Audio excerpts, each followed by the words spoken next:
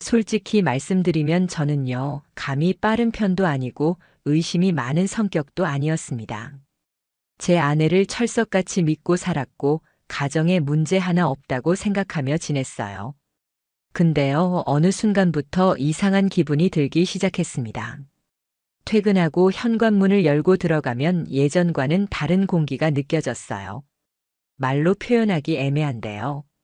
뭐랄까, 집이 더 깨끗해졌는데 그게 이상하게 느껴졌다고 해야 할까요? 그리고 가장 신경 쓰였던 건 냄새였습니다. 예전엔 집에 들어서면 아내가 만든 음식 냄새라든지 가끔은 빨래 냄새 같은 그런 익숙한 가정집 특유의 향이 있었거든요. 그런데 그날부터는 뭔가 익숙하지 않은 향기가 퍼져 있었어요. 정확히는 샤워 후에 뿌리는 듯한 비누 향이랄지 뭔가 섬세하고 이국적인 디퓨저 향 같은 거였습니다. 냄새 자체는 불쾌하지 않았지만 이게 우리 집에서 왜 나지 싶은 아주 묘한 불쾌감이 느껴졌어요. 첫날은 대수롭지 않게 넘겼습니다. 아내가 디퓨저를 새로 샀나 싶었고 샤워하고 나왔나 보다 생각했어요. 근데 문제는 그 냄새가 계속됐다는 점이에요. 매일 퇴근하고 문 열면 그 냄새가 항상 같았어요. 향기 강도도 동일했고 마치 누가 제 출근 시간을 계산해서 그 시간 직전에 집 안을 정리하고 향을 흩뿌린 것처럼 딱 맞춰서 나더라고요. 저는 그때부터 조금씩 의심하기 시작했습니다. 그런데 문제는 증거가 없다는 것이었어요. 아내는 늘 똑같이 말했습니다. 오늘 청소 좀 했어. 향초 새 거 꺼냈어. 빨래 돌렸는데 섬유유연제가 바뀌었나 봐. 그런데요. 섬유유연제라기엔 너무 이국적이고 디퓨저라기엔 너무 강하고 그리고 그 향은 어느 한 공간에만 집중돼 있었어요. 바로 거실이었습니다. 침실은 이상하게 향이 약했고 화장실 쪽은 아예 무향이었어요. 근데 거실 소파 앞 그 자리에만 항상 향이 강했습니다. 그 즈음부터 소파 주변이 눈에 들어오기 시작했어요. 어느 날 소파 쿠션이 미묘하게 방향이 달랐습니다. 아내는 늘 각 잡는 성격인데 그날만 유독 비스듬하게 기울어져 있었고 테이블 위엔 반쯤 남은 와인잔이 있었어요. 그날 저는 물었죠. 이거 와인 마셨어? 아내는 아무렇지 않게 대답했어요. 응, 혼자 좀 마셨어. 요즘 스트레스가 많아서 근데 그 잔 입술 자국이 2개였어요. 제가 봤습니다. 안쪽에 희미하게 남은 립 자국 그리고 바깥쪽에 큰 입술의 흔적 그때부터 진짜 불안해지기 시작했습니다. 근데 저는 여전히 그냥 기분 탓이겠거니 넘기려 했어요. 그 다음날 아침 출근하려고 양말을 찾는데 이상한 걸 하나 발견했어요. 아내 옷장에 있던 양말 서랍 속에서 남성용 브랜드 속옷 하나가 접혀 있던 겁니다. 그것도 제가 절대 입지 않는 브랜드 색깔도 스타일도 완전히 이질적이었어요. 이건 뭐야? 그 순간 저도 모르게 소리쳤습니다. 아내는 놀란 얼굴로 방에 들어왔고 제가 그 속옷을 들고 있자 잠깐 멈칫하더니 말했어요. 그거? 아, 예전에 빨래방에서 잘못 들어온 거야. 몇 달 전부터 있었는데 버린다는 걸 깜빡했네. 그 변명 들었을 때요, 온몸이 얼어붙는 줄 알았어요. 왜냐면요, 그 브랜드는 제가 예전에 회사 동기한테 생일 선물로 준 적이 있는 브랜드였거든요. 그 순간 제 머릿속에 번개처럼 스쳐간 게 있었습니다. 우리 집에서 나던 냄새 그 냄새랑 똑같은 향이 그 동기놈이 자주 쓰는 향수랑 비슷했다는 것 저는 그때부터 머릿속이 복잡해졌습니다. 설마 아니겠지. 그래도 친구였는데 설마 우리 집에? 하지만요, 의심은요, 한 번 들면 절대 사라지지 않아요. 그날 밤 잠든 아내 옆에서 핸드폰을 살짝 열어봤습니다. 잠금 해제는 돼 있었고 카톡 창엔 지워진 흔적이 가득했어요. 최근 대화 목록은 3개밖에 없고 그마저도 전부 읽은 메시지 없음 상태. 이건요, 누가 일부러 지운 겁니다. 증거를 없애려는 흔적이 너무 노골적이었어요. 그리고 그렇게 지운 사람은 절대 처음이 아닐 겁니다. 그날 이후로 저는 아내와의 일상이 하나도 편하지 않았습니다. 아내는 여전히 웃었고 아침이면 도시락을 챙겨줬고 저녁이면 오늘은 어땠어? 하고 물어봤습니다. 그 모습이 예전과 똑같았다는 게 더 소름 끼쳤어요. 내가 모르는 사이에 이미 모든 게 진행되고 있었구나. 이런 생각이 머릿속에 깊게 박혀 있었어요. 그런데 제가 가장 못 견디겠던 건 내가 바보가 된 것 같은 느낌이었습니다. 그런 일들이 있었는데도 정확한 증거가 없다는 이유로 마치 제가 예민한 사람처럼 보였고 아내는 그런 제 모습에 오히려 짜증을 내기 시작했습니다. 왜 요즘 따라 그렇게 날 이상하게 봐? 할 말이 있으면 그냥 말을 해. 뒤에서 쭈뼛쭈뼛 대지 말고 아내가 그렇게 말했을 때요. 와, 진짜 제가 뭘 잘못했는지 모르겠더라고요. 그날부터 저는 결심했어요. 직접 확인해야겠다고요. CCTV나 몰래카메라까지는 아니더라도 최소한 출입 흔적이라도 알아보자는 생각이 들었습니다. 그래서 제가 처음 한 건 디지털 도어락 로그 확인이었습니다. 요즘 도어락은 앱으로 연동하면 누가 언제 문을 열었는지 기록이 다 남습니다. 그 기록을 보자 저는 말문이 막혔어요. 퇴근 시간은 제가 대략 오후 7시, 그런데 오후 6시 20분경에 문이 한 번 열리고 그 직후 6시 55분경에 또 열렸더라고요. 그러니까 누군가가 6시 20분쯤에 집에 들어왔고 그 다음에 제가 들어오기 전 누군가 나갔다는 얘기였어요.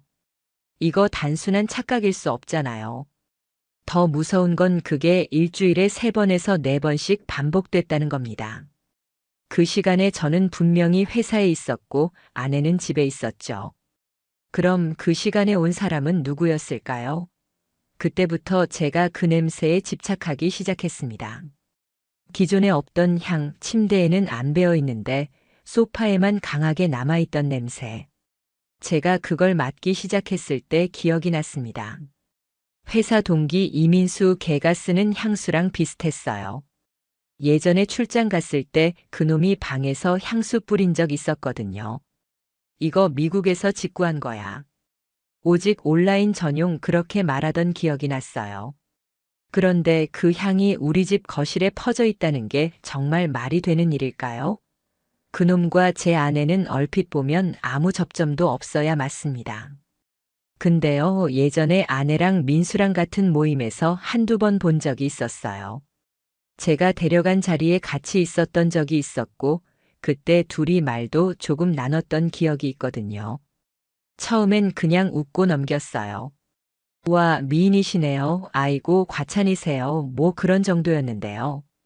지금 생각하면 그때부터였을지도 모른다는 생각이 들었습니다. 근데 뭐 그냥 향이 비슷하다고 해서 그 사람이라고 단정 지을 수는 없잖아요. 그래서 저는 휴대폰 위치 기록을 보기 시작했습니다. 아내는 갤럭시 쓰고 있었고 구글 위치 기록 기능이 활성화돼 있었거든요. 몰래 들어가서 확인해 보니 어떤 날은 제가 없는 시간에 근처 쇼핑몰을 찍고 온 기록이 있더라고요.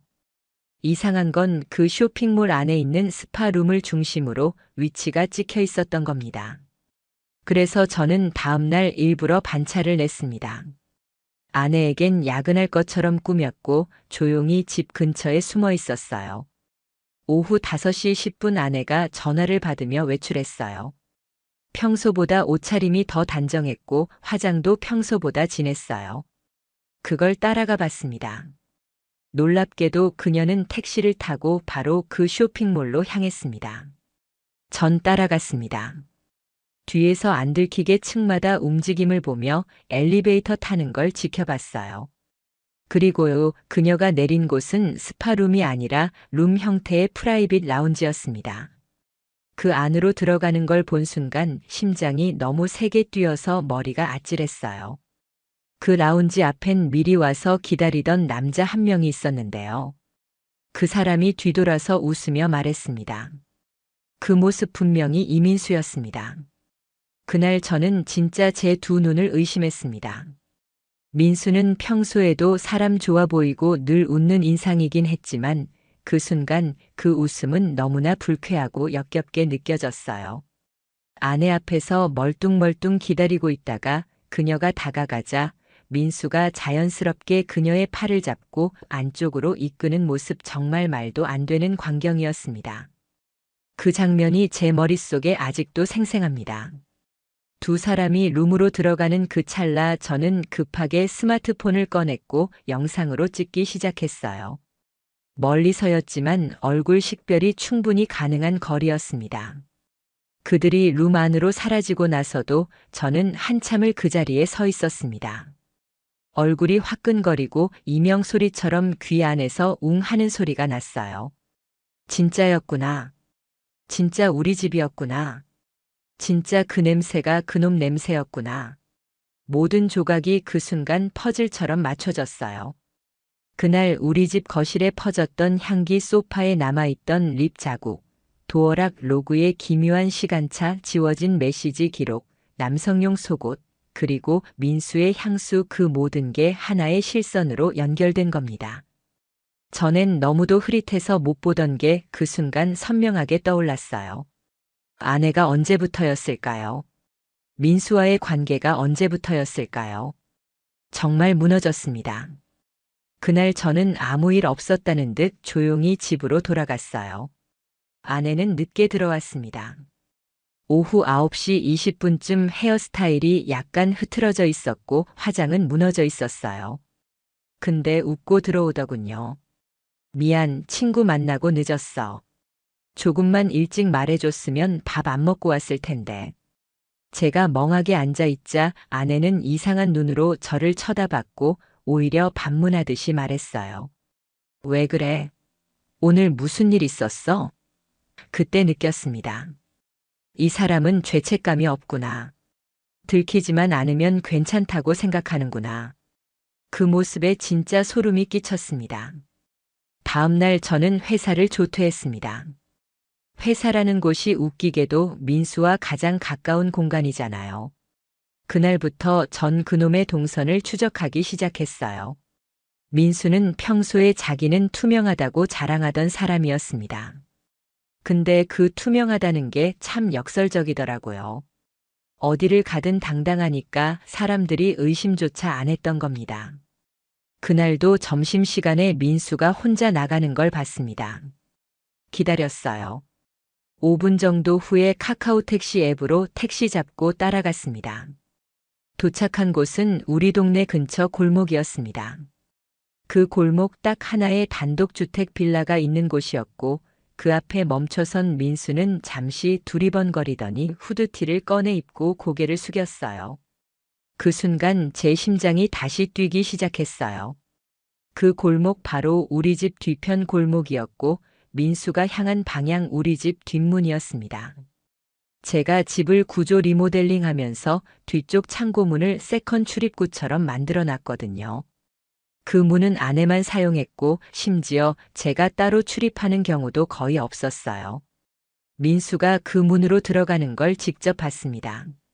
저는 멀리서 숨어서 촬영했고 그 시점부터 제 마음속에서 무언가가 부서지기 시작했습니다. 집으로 들어간 민수 대략 40분 후 아내가 동네 마트에서 무언가를 사가지고 돌아왔고 자연스럽게 그 뒷문으로 들어갔습니다. 그 둘이 제 집에서 함께 있었다는 겁니다. 제 공간, 제가 일군 우리 집에서 그 둘은 그렇게 태연하게 들어가 있었던 겁니다. 그날 밤 저는 더 이상 못 참겠다고 느꼈습니다. 다음 날 소형 녹음 장치를 하나 구입했습니다. 작고 민감한 마이크였고 배터리도 오래가는 모델이었어요. 그걸 거실 소파 뒤쪽 쿠션 사이에 조심스럽게 설치했습니다. 이제 저는 직접 듣고 싶었습니다. 그들이 정말 그곳에서 어떤 말을 나누는지, 어떤 행동을 했는지 증거가 필요했고 더 이상 감정으로 휘둘리지 않기 위해 정확한 자료가 필요했습니다. 그리고 며칠 후 그 녹음기를 회수했을 때 저는 손을 떨며 재생 버튼을 눌렀습니다. 녹음 파일을 재생했을 때 저는 손에 힘이 안 들어갔습니다. 이어폰을 꽂고 숨을 참고 들었어요. 처음 10분은 아무 소리도 없었습니다. TV 소리 같은 게 작게 들리긴 했지만 사람 목소리는 없었어요. 그러다 갑자기 현관문 열리는 소리 그리고 발소리 두 쌍 그 뒤에 익숙한 목소리가 들렸습니다. 제 아내였습니다. 오늘 좀 늦었네. 그 다음 다른 목소리 분명히 민수였습니다. 일이 좀 꼬였지 뭐야. 근데 너 얼굴 보니까 풀린다. 그 한마디에 제 온몸에서 소름이 돋았습니다. 그리고 그 다음 대화가 정말 끔찍했어요. 이건 뭐야? 와인까지 꺼냈어? 응, 지난번에 마시다 남은 거. 당신 좋아하잖아. 근데 너 요즘 너무 과감해졌어. 이래도 돼? 어차피 걘 모르잖아. 걔 바보야. 그 말이 마치 쇠모처럼 귀에 박혔습니다. 제가요. 저라는 사람을 그렇게 불렀습니다. 그 다음엔 둘이 웃는 소리가 났습니다. 그 웃음, 그 소리 정말 미쳐버릴 것 같았어요. 그 후로도 둘은 식탁에 앉아서 이런저런 얘기를 나눴습니다. 근데 대화 내용이 진짜 저를 무너뜨리더군요. 근데 걔랑 왜 아직도 같이 살아? 이혼하면 뭐가 복잡하잖아. 아직은 그냥 이대로가 좋아. 너무 웃기다. 집은 걔 명의인데 우리가 더 자주 쓰네. 걔는 지가 지킨다고 생각하겠지. 난 이미 떠났는데. 그 말들 하나하나가 제 가슴에 불을 질렀습니다. 제가 만든 공간, 제가 지켜온 가정, 제가 믿은 사람들, 그 모든 걸 두 사람이 비웃고 있었던 겁니다. 전 그날 밤 정말 잠을 이룰 수 없었습니다. 귀에서는 계속 그녀의 목소리가 맴돌았고 그 웃음소리는 꿈에서도 들릴 정도였습니다. 다음 날 저는 회사를 조퇴했습니다. 그리고 한 달 정도 연차를 몽땅 땡겨서 쉬기로 했어요. 이제 계획을 세워야 할 때라고 생각했습니다. 막연한 분노만으론 안 되고 이 모든 걸 완벽하게 정리하고 나중에 법적으로도 문제가 없게 자료를 쌓아가야겠다고 생각했습니다. 그래서 두 번째로 집안에 작은 CCTV를 설치했습니다. 가정용 공기청정기 안쪽에 렌즈가 거의 보이지 않는 초소형 모델이었어요. 설치 위치는 거실과 부엌이 모두 보이는 각도였고 녹화는 모션 감지로만 작동하게 설정했습니다. 그리고 또 하나 침실에 있는 탁상시계 모양 카메라도 하나 추가했습니다. 혹시라도 거실이 아닌 공간에서 둘이 무슨 일이 벌어질까 싶어서요. 그렇게 일주일을 보냈고 녹화된 영상은 하루하루 쌓여갔습니다. 정말 놀라웠던 건 그들이 너무 당연하다는 듯 내가 없는 시간에 우리 집을 점령하고 있다는 사실이었습니다. 민수는 들어오면 집 슬리퍼를 당당하게 신고 소파에 누워 아내에게 뭐 좀 달라고 합니다. 아내는 그 옆에 앉아선 다정하게 손을 잡아주고요. 둘이 함께 웃으며 마치 부부처럼 행동하는 장면들이 카메라에 가득 담겨 있었습니다. 어느 날은 민수가 제 옷장을 열어보더니 이 자식 옷 참 못 입네 이러면서 웃는 장면도 있었습니다.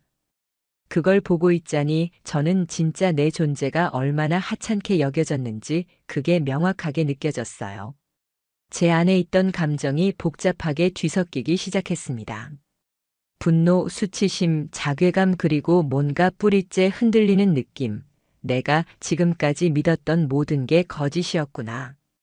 아내는 평소에도 저에게 큰 불만을 말한 적 없었습니다. 오히려 주변 사람들에겐 남편이 착해서 좋다, 일 잘하고 가정적이다 이런 식으로 저를 포장했었어요. 근데 그 뒤에서 이런 짓을 하고 있었다니 사람이 이렇게까지 가면 안 되는구나 하는 생각이 들었습니다. 그날 밤 저는 결정했습니다. 이젠 증거는 충분하다고 판단했고 이 상황을 마무리할 때라고요. 저는 결국 모든 증거가 모였다고 판단했고 이제는 행동할 시간이라고 생각했습니다. 그동안 수집한 자료 도어락 출입 로그, 위치 기록, 녹음 파일, CCTV 영상 그 모든 걸 USB 하나에 정리해서 복사해뒀습니다. 그리고 민수를 포함한 회사 인사팀 메일 아내의 가족 단체방 그리고 제 친가 쪽 단톡방까지 여러 방향으로 나눠 저장한 상태였어요. 그날은 금요일이었습니다. 회사에서 회식 핑계를 댄 저는 일부러 평소보다 2시간 늦게 들어가기로 했고 그 사이 그들이 우리 집에서 또 어떤 짓을 하는지 마지막으로 지켜보기로 했어요. 녹화 장치와 핸드폰 모두 실시간 연동으로 켜두고 근처 카페에서 상황을 지켜봤습니다. 오후 6시 28분 민수가 들어옵니다. 도어락이 열리고 그가 들어와선 소파에 눕습니다. 몇 분 후 아내가 들어옵니다. 둘은 그 어떤 죄책감도 없이 함께 웃으며 와인을 따르더군요. 그리고 CCTV 속에서 민수가 제 셔츠 하나를 꺼내 입으며 장난스럽게 말합니다. 나 이 옷 잘 어울리지? 내가 낫지? 그 순간 제가 이성을 놓을 뻔했습니다. 그래서 바로 집으로 향했습니다. 현관 도어락 앞에서 숨을 크게 들이쉰 뒤 카드를 찍고 문을 열었습니다. 그들은 놀라지도 않았습니다. 그저 왜 벌써 왔어? 그 말이었습니다. 민수는 당황한 얼굴을 잠깐 보여주더니 금세 침착하게 말했습니다. 오해 마. 잠깐 들른 거야. 아내는 제가 손에 들고 있던 폰을 보더니 표정이 확 굳었습니다. 너 뭐해? 몰래 카메라라도 설치했어? 전말 없이 폰을 테이블에 두고 녹음된 파일을 재생시켰습니다. 걔는 바보야. 우리가 더 자주 써.